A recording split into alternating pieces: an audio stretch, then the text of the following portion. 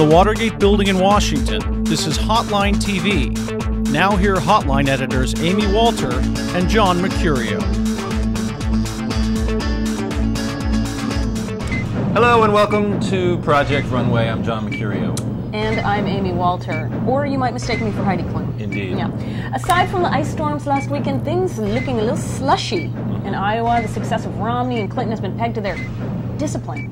But now their once vaunted ascent is being sharply questioned. John Mercurio, my question for you, can they get the groove back? Absolutely. Look, they did have discipline before they started to slip in the polls, and they're good. They had the discipline before they didn't have the discipline. Before they, yeah. There you go. Nice. You planned that line, I bet, didn't you?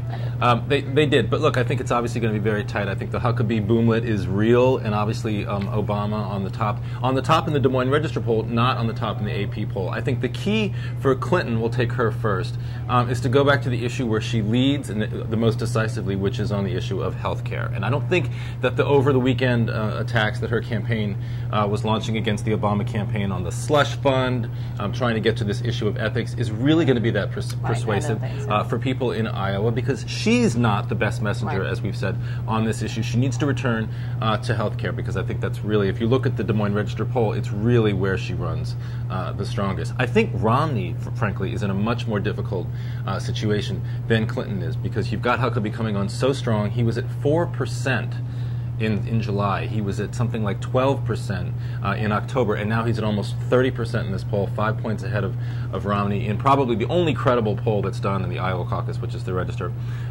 It's now a serious two-man race between the two of them.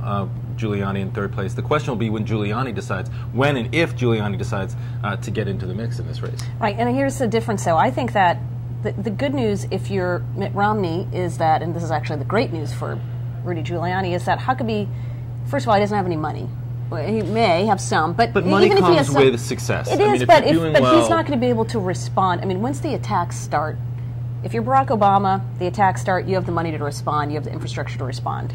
Mike Huckabee, the attacks start, he's got no money to respond back to it, and that helps. Obviously, it helps Mitt Romney. So if you're Rudy Giuliani, you want to try to help Huckabee as much as possible to drain those social conservative votes away from him, make sure that there's no momentum going into New Hampshire. Indeed. And so I do think that it's actually Hillary Clinton seems to me to be in the more dangerous place, because it's not just Iowa where her lead is in danger. We're also seeing it in New Hampshire. So you could make the argument if you say, well, look, it's just Iowa, it's unique to Iowa, whatever's going on there, but it's not translating. But when you start to see it translate in New Hampshire, that her lead there continues to narrow. Now, it's still more significant than Iowa. I think that's a problem.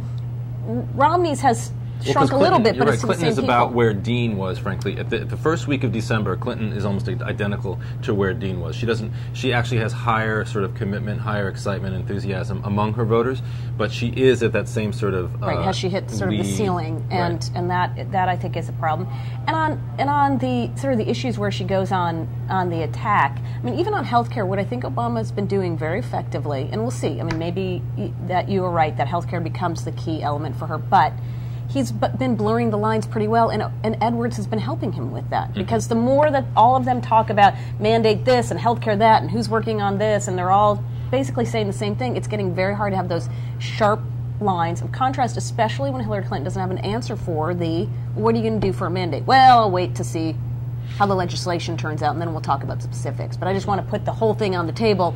He only wants to put half the loaf. I don't know if that moves voters as much as earlier arguments she made, especially when it comes to the issue of experience and foreign policy, those kinds of things where people were saying early on, this is what I'm worried about with Barack Obama. I may like him, I may like the idea of change, but I'm worried that he does not have the experience to do this. Ironically, if Obama survives, wins Iowa, and goes into New Hampshire, in fact, that argument of hers gets thrown totally back in her face, because he says, hey, if I can survive beating the Clinton Hillary machine, Clinton campaign in Iowa, then how on earth could I lose to Republicans? Like, I beat the best I think she'll ever. have to get not just through Iowa, which was already known to be a tough race. Right, but he'll have Clinton, to. He'll have to get through do New Hampshire. But and you're then right. Once he gets through New Hampshire, I think in South Carolina, and then just sort of becomes in the February 5th states.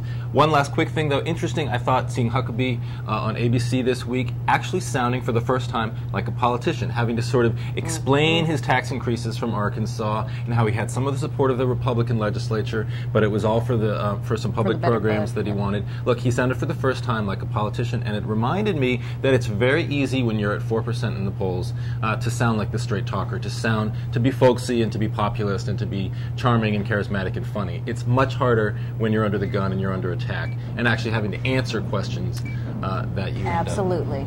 But we are unfortunately out of time for today. We only have one more month to see what happens in Iowa. No, it's like Christmas time. I see all the presents there. I can't wait. Oh, wait. There are no presents. That's the problem, unfortunately. But anyway, we will see you next time on Hotline TV.